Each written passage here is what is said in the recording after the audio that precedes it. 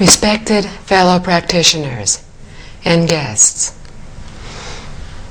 in the last 2 days, we have been speaking about overcoming the 3 poisons.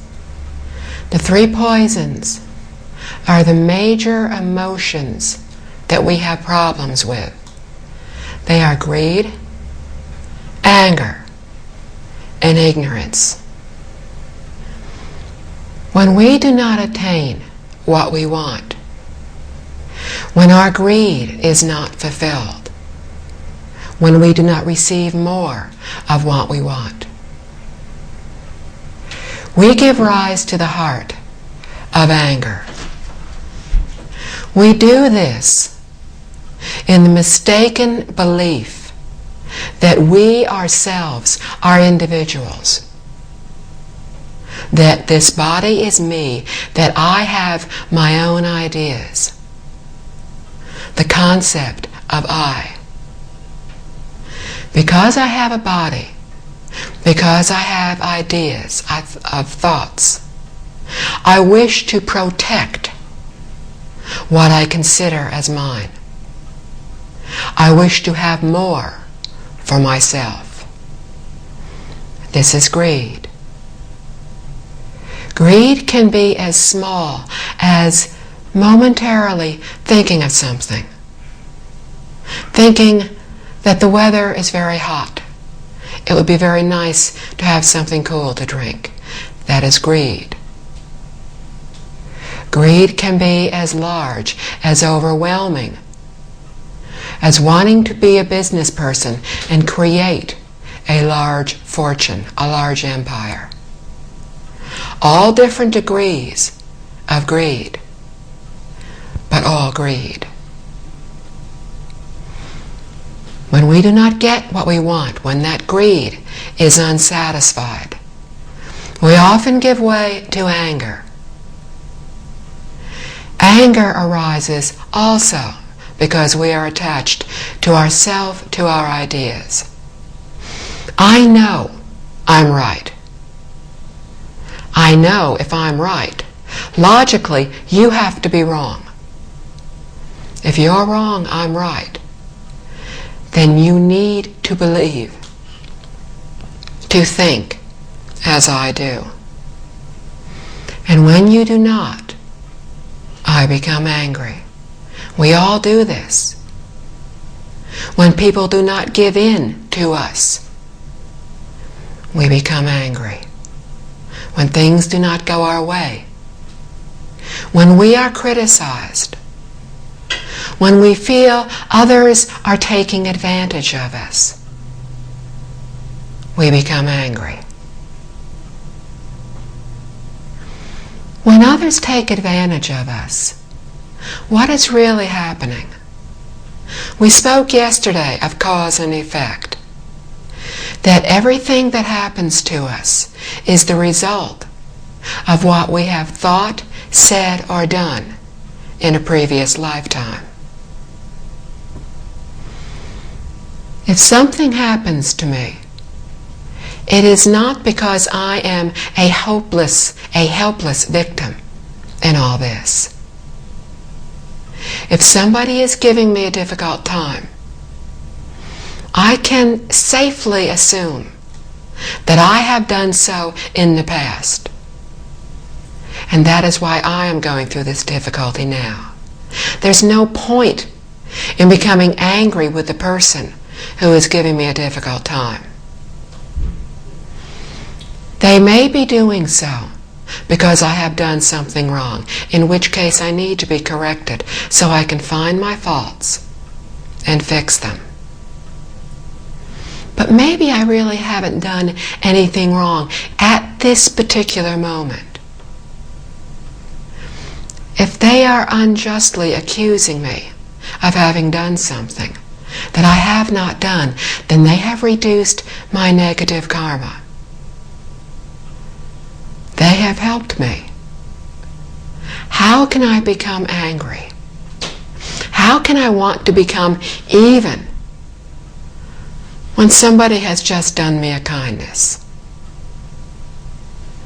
If we understand what is happening when we are having difficulties, we will no longer become angry.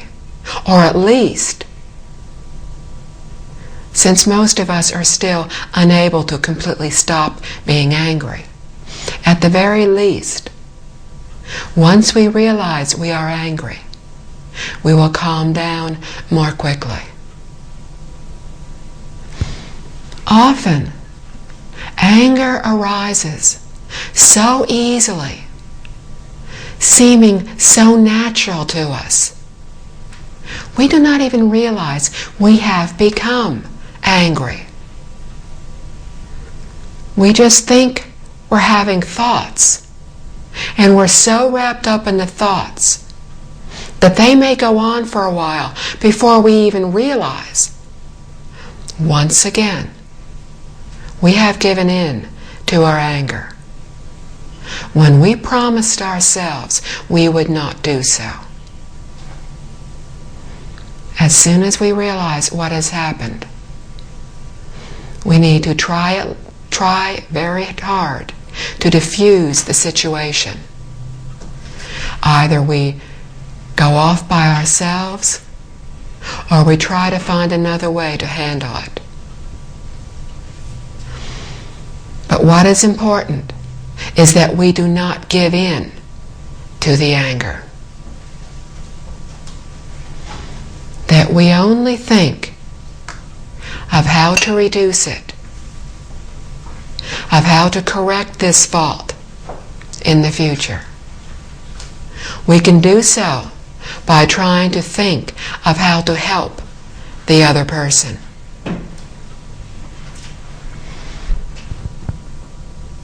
Why do we become angry? Because of greed. But why does greed come about? Because of the third poison, ignorance. We were discussing the other day, after one of the talks, the difference between ignorance and stupidity, and which would be a correct translation of the Chinese term. Ignorance is to not know something. It has an air of almost innocence about it. We simply do not know. Perhaps we were not taught. Perhaps we do not believe because we are unable to believe. Ignorance is improper thoughts and viewpoints. It is not knowing the proper way to think. Often because we have not been taught. Often because somebody has told us. But maybe we doubted them. Doubt is also another poison.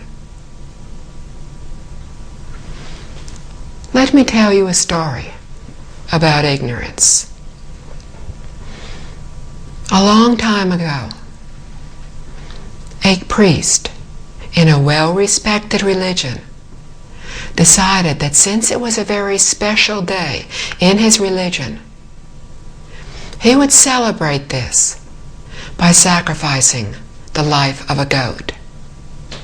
He called the attendants and told them, "Go to the stables, take a goat, take it to the river, wash it, prepare it for the sacrifice. Then, when it is prepared, bring it back to me." The attendants went to do so. They took the goat.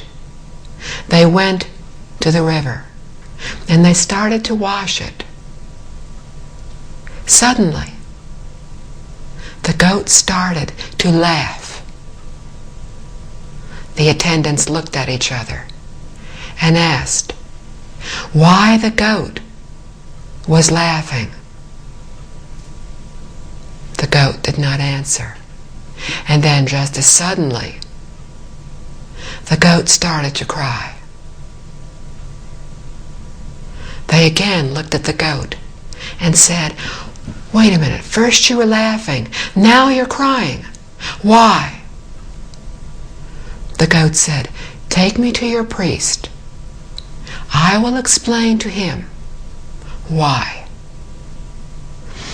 The attendants took the goat to the priest. They explained what had happened. The priest realized this was a very special goat. And he said very respectfully, "Sir Goat, why did you suddenly start to laugh? And then, just as suddenly, start to cry?" The goat said, "Many, many lifetimes ago, I was a priest in a well-respected religion. And I decided that it was a special day. And to celebrate it, I would sacrifice the life of a goat. I started to laugh because I realized, having been that priest, I had been born as a goat 499 lifetimes. This is my last lifetime as a goat. And that is why I laughed, for my debt has been paid." But then I realized, you are about to repeat my very same mistake. And you too will be born as a goat. And you too will die by having your throat slit as a sacrifice. That is why I cried." The priest said, "I will protect you. You say you died because your head was cut off. I will protect you. We will not let anything happen to you today." The goat shook his head and said, "No. You do not have anywhere near the power to counteract the force from my negative karma. I will die. Today, my head will be cut off." The priest called guards, more attendants, told them, "Follow the goat, protect it, do not let anything happen to it." The goat walked out of the temple grounds, walked over to a ledge that was near a hill, and started to nibble a leaf that was on a branch on a tree on that hill. As the goat raised its head to nibble that leaf, suddenly, out of nowhere, a storm blew up. There was a flash of lightning. The lightning hit a ledge. A rock was cut off. The rock hit the goat on the neck. The head of the goat was cut off. The attendants went back. But before they left, they heard a voice. They looked around, and they saw a being up in the tree that they had not seen before. And they said, "Did you laugh?" And he said, "Yes, because I have seen everything that happened, and I know why." And they said, "Please tell us." The being said,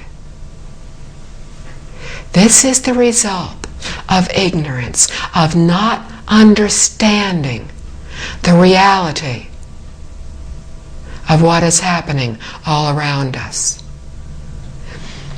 In your ignorance, because you do not know better, and the ignorance of your priest, you believe very falsely that the way to honor your God is to kill a living being. But this is wrong. To kill for any reason is wrong. when the priest heard this, he decided that he would never kill again. And he did not. And he made this story known far and wide, so all could learn the consequences of taking the life of another living being. This story is about ignorance. It is about not knowing. We are just beginning to learn about cause and effect. But do we really understand? Not yet. If we truly understood, deeply understood, we would not be doing what we are doing today. We would not be saying things that hurt others because we're careless. We would not be giving in to our anger. We would not have greed. We would not continue repeating all of the faults that we have been repeating lifetime after lifetime for innumerable eons. So when we listen to talks on the teachings, and when we are told that our every thought, word, and deed has a consequence that we will undergo in the future, we all say yes and shake our heads and agree. And while we are sitting in this room or in a similar room, we believe and we think that way because we are concentrating on this talk.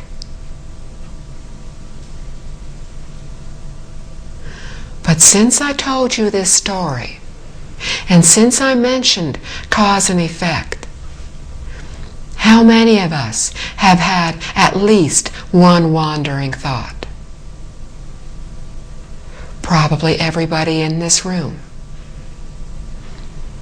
We have already forgotten to understand. And as soon as we walk out the door, we will really forget.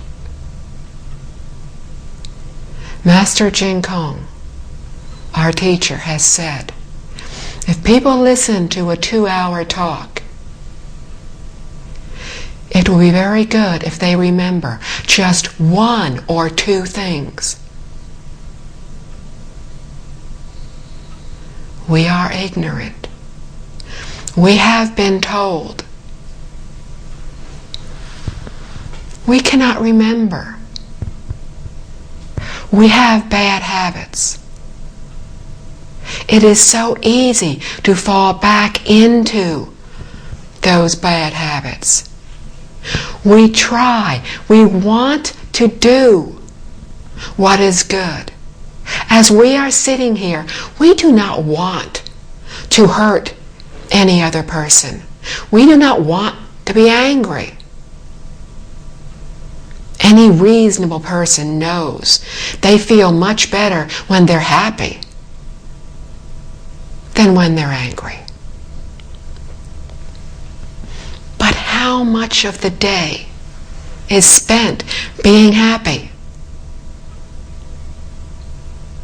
And how much of our day is spent being angry?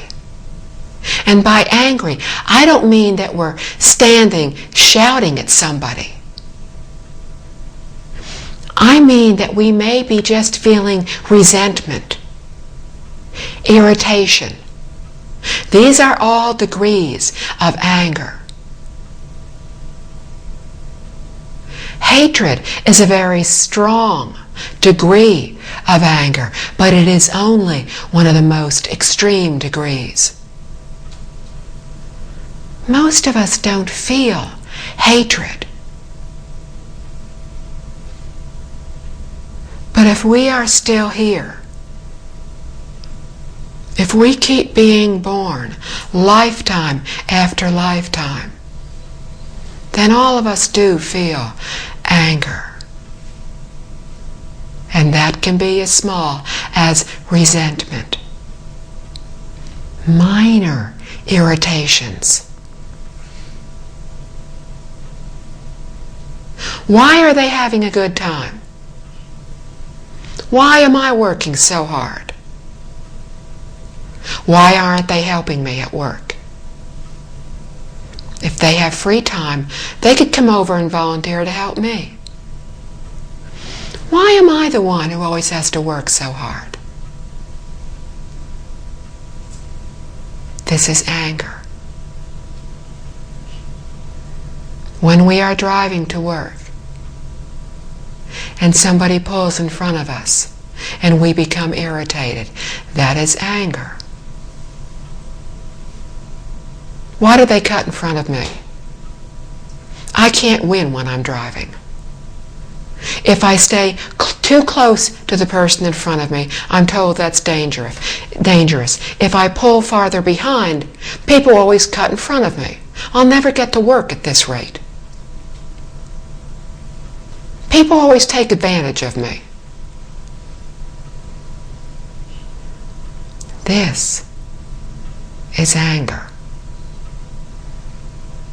When we go to the store and we go and stand online to buy something, there are two lines. We try to consider, I'm in a hurry. I need to get home. I've got things to do. Which line is going to move more quickly? I don't know about you. I invariably pick the slower line, anywhere I am. What happens when we do this? Maybe the lines were moving at the same speed. We pick a line. Suddenly, somebody has some problem. We stand there. We tap our foot. We think, I'm going to be late. I need to get home. If this takes much longer, I'm going to be stuck in traffic. I'll be late. I won't get dinner made. I won't get something done. I'll be late for my meeting. This is anger. It is not the degree of hatred yet. But if we do not stop it now, in a future lifetime, it will be hatred. Hatred does not spring up out of nowhere. We give rise to hatred. And we were the ones who first started this cycle of resentment with this individual. Or maybe they started it. But this irritation goes back many lifetimes. One of us did something to hurt the other, unknowingly, carelessly, just not thinking. We were thinking of something else. Every lifetime we meet, because we will meet this person again. In reincarnation, we meet people many, many times. Those that we pass on the street and feel no connection with, that we never see again. We may have known before, but the conditions are not right for our knowing them again in this lifetime. Those we know now and spend more time with, we have strong affinities with. They may be good affinities, they may be bad affinities. Most of us have had the experience of meeting somebody, and instantly we feel very comfortable with them. We could sit down and talk to them for hours as if we were old friends, and we are. We have also met other people who very honestly have done absolutely nothing. They said hello and we don't like them.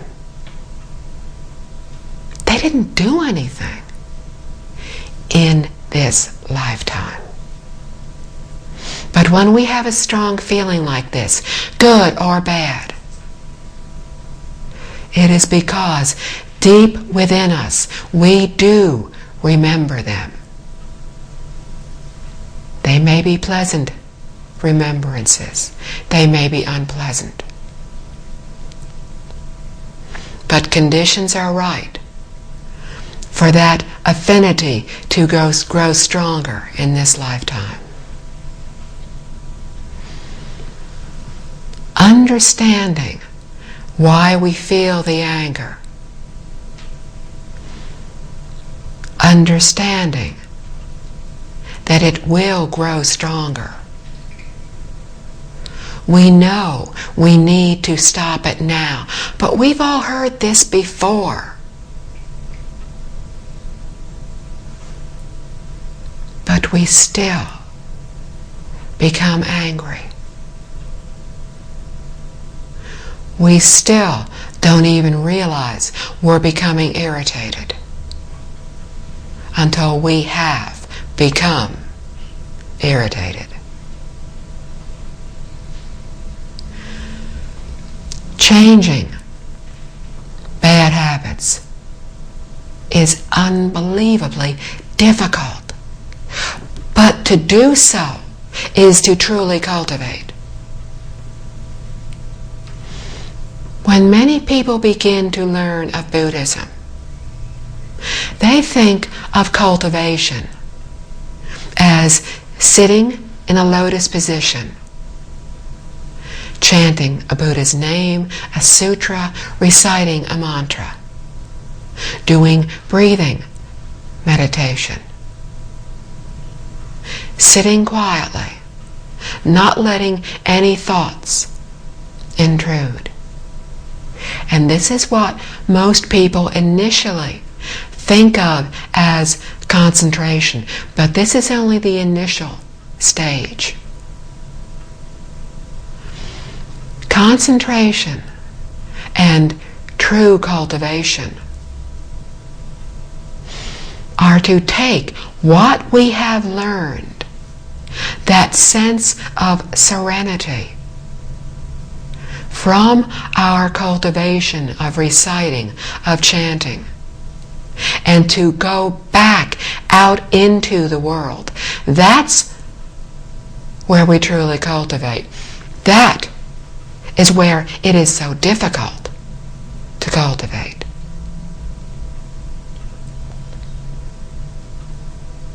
To cultivate is to think, what did I do wrong? What did I do that resulted in that person saying, doing whatever they did that irritated me? What started it now?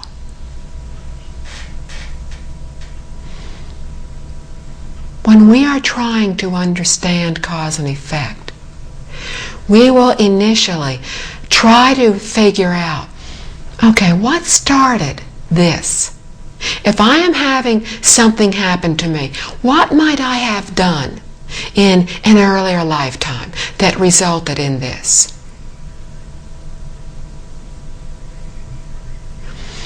We do not need to know the exact cause for the result that we are now going through. Trying to figure this out can become wandering thoughts.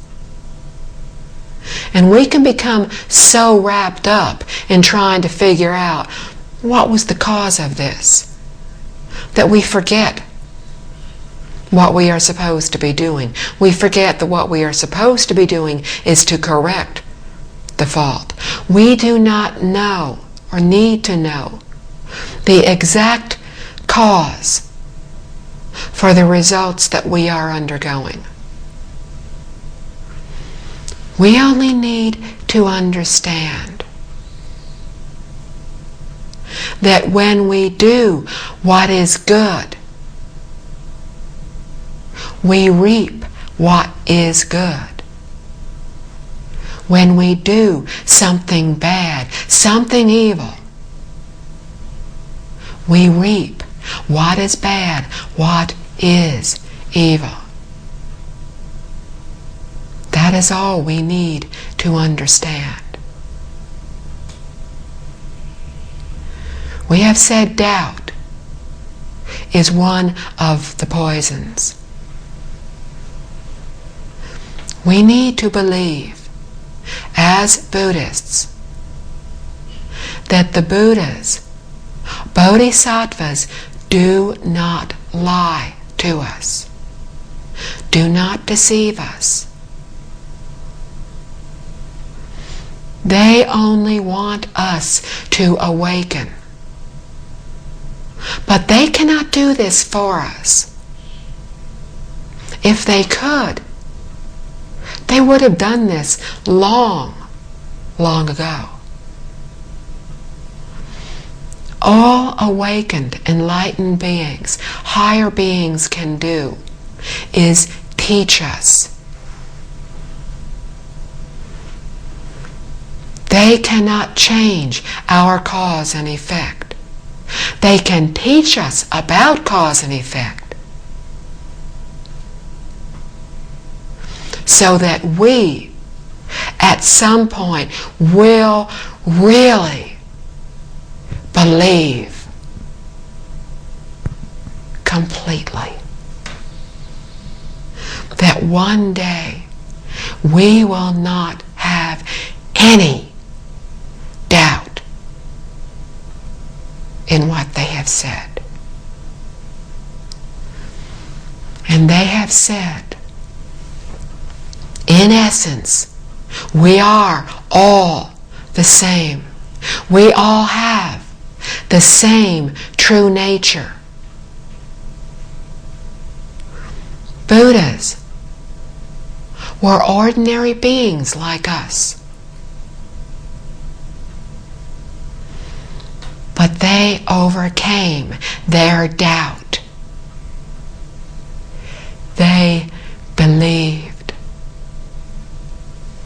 They trusted in what they were told. They believed that when the Buddha said, "You have the same true nature that I have," in essence, you are no different from I. In essence, we are all one, for our true nature is all one. We are all one entity.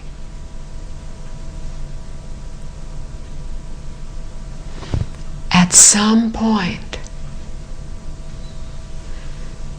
we will believe this. Until we reach that point, we need to immerse ourselves in the teachings. We need to listen to teachings, to chant a Buddha's name, to cultivate, to replace our wandering thoughts of greed, anger, resentment, irritation, ignorance, arrogance, selfishness. We need to replace all these with good, proper thoughts. thoughts of helping others. We can listen to the teachings. Unless we are able to recite, to say back word for word, and understand completely what is in even one talk, then we can listen to that talk again.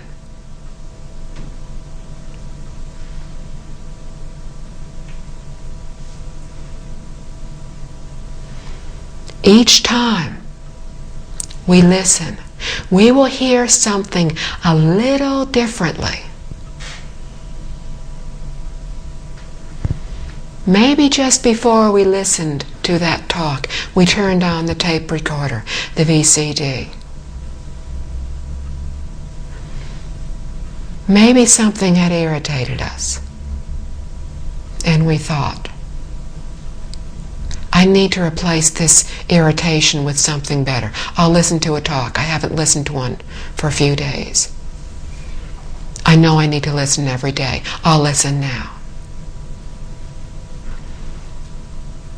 When we concentrate on that talk, on listening to every single word, if we are concentrating, if our minds are very calm,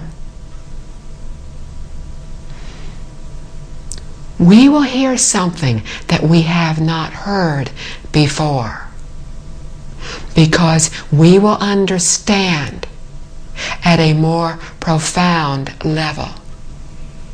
Because in our calmness, in our serenity,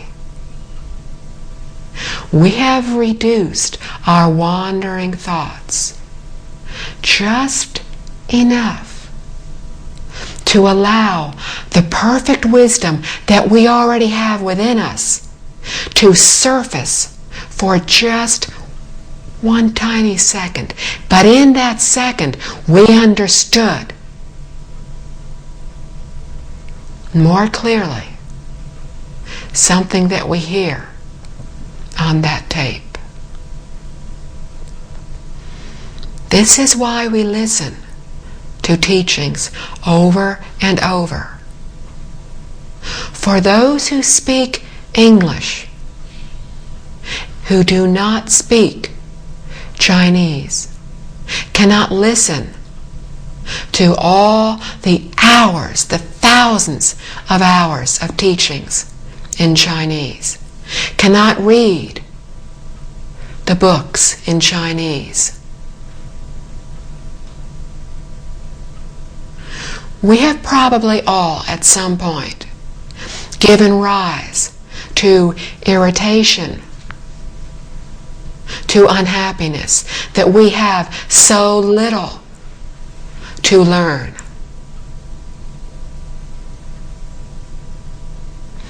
But have we perfectly learned everything that has been translated of our teachings?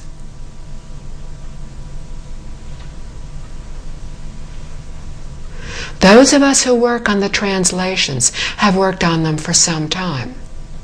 We have not learned them perfectly.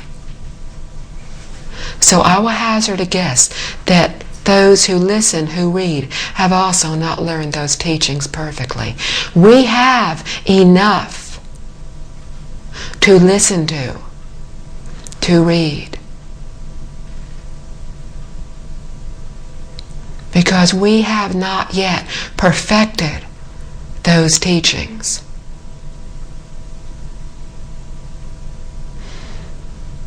We have Liao Fan's 4 Lessons translated.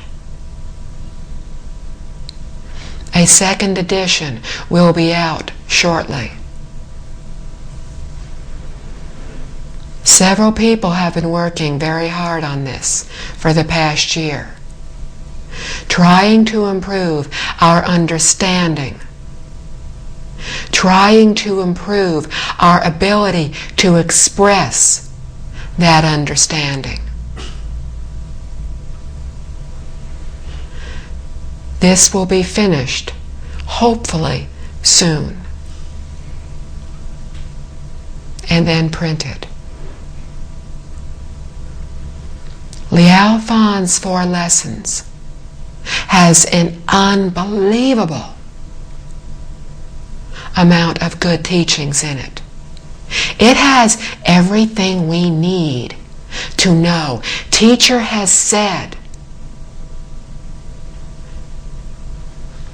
for those people today, as great Patriarch Ingguang said at the beginning of the last century, people in his time, over 100 years ago, had difficulty understanding the sutras, and they were reading them in Chinese.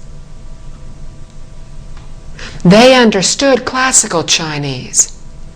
Many people today who can read Chinese cannot really understand classical Chinese. And Master Ingguang, Patriarch Ingguang, the 13th Patriarch of the Pure Land School, said, read 3 books. One of them was Liao Fan's 4 Lessons.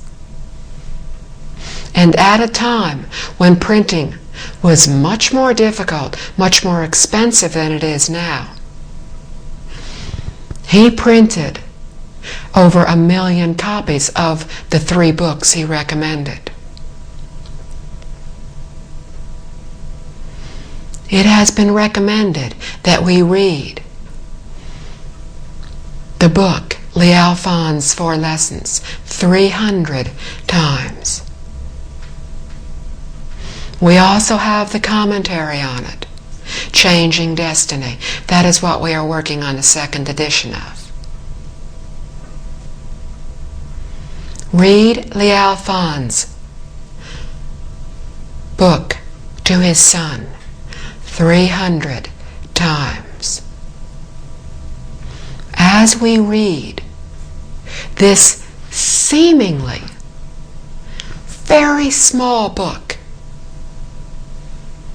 very simple story, we will understand it more deeply each time. Read the commentary to understand it more deeply.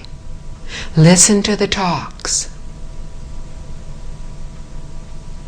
We have everything we need in that book, in the commentary.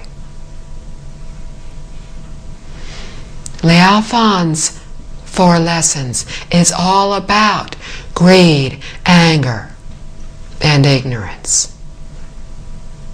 Because Mr. Liao Fan had all of these.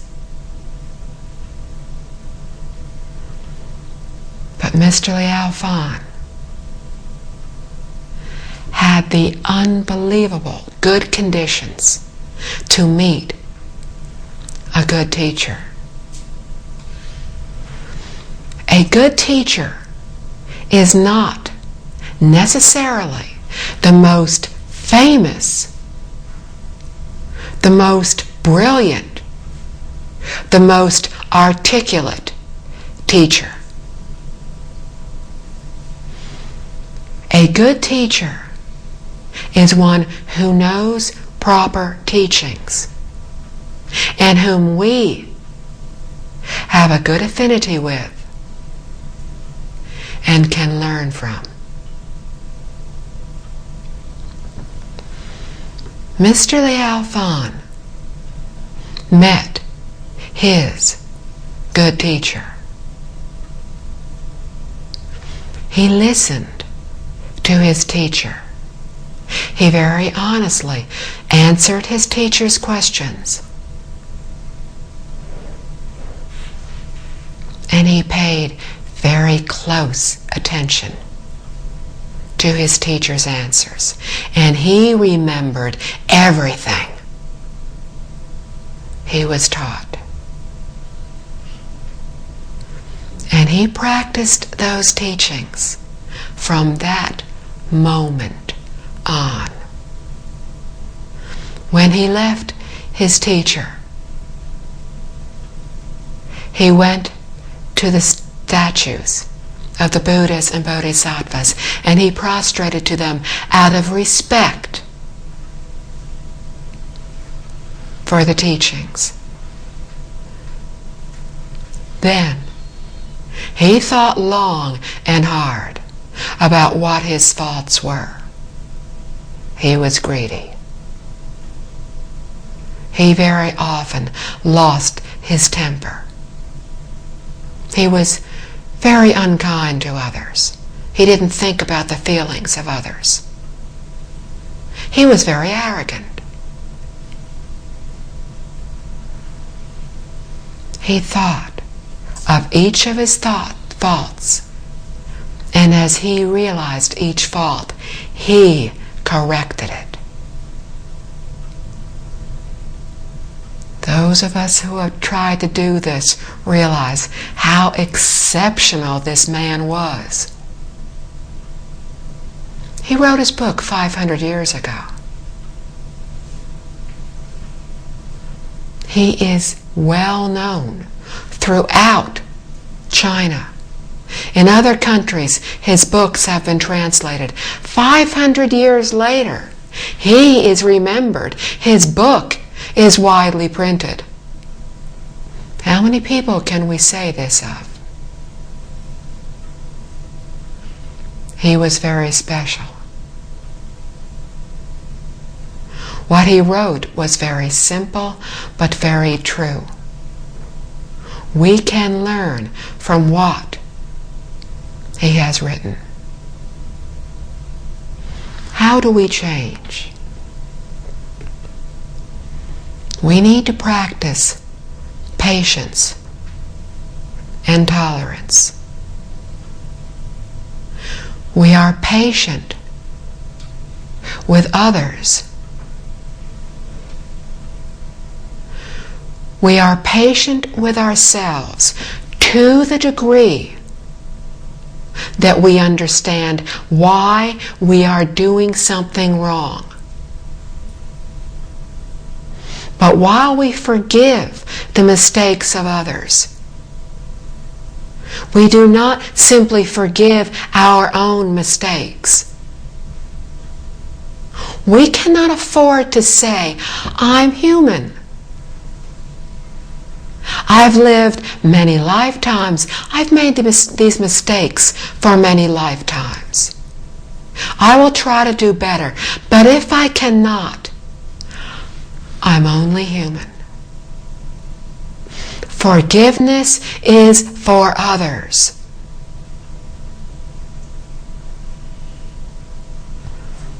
Courage, determination, is for ourselves. We cannot expect that we will change overnight, but we can expect to make regular, daily improvement. If we are correcting mistakes daily, then in 3 years, we will have made wonderful progress in our cultivation. But if we are only correcting one fault every few weeks and feeling very good about this, we are really falling back. Because we are not correcting our faults quickly enough. We need to be correcting them daily. Mr. Liao Fan had pledged to do 3,000 virtuous deeds. It took he and his wife 10 years to do this.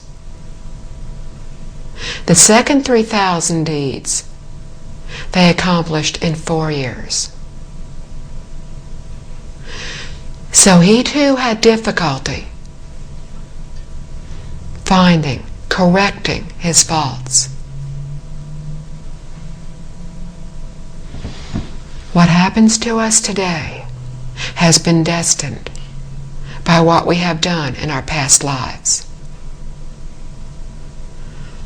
We have to do great goodness, great evil, to change what is destined to happen in this lifetime. And that is what Mr. Liao Fan did. He accomplished great goodness. Not only did he start to change his destiny in his current life, within 1 year of learning how to correct his faults, he started to change his destiny. A very rare individual. He met a good teacher that he had a strong affinity with. But if we are all sitting in this room listening to these teachings, then we too have met a good teacher. We too have good conditions, good affinities. We too can learn. We can change ourselves in an instant.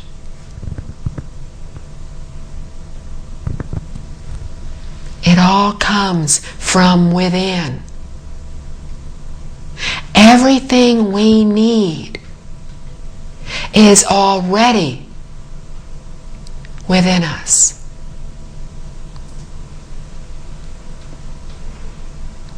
We only need to stop thinking of ourselves, to think of all others, to give up any thoughts of selfishness, to realize that we are all one. When we do this, when we change from within, from the heart, from the mind, we will think as Buddhas do. And in that instant, we are a Buddha. We carry that thought with us. We enlarge that thought till it is our only thought. We cultivate the teachings, we practice, we listen to our teacher. If we do this with absolute sincerity, then our every request will receive an answer. And we too will awaken. We too will become enlightened.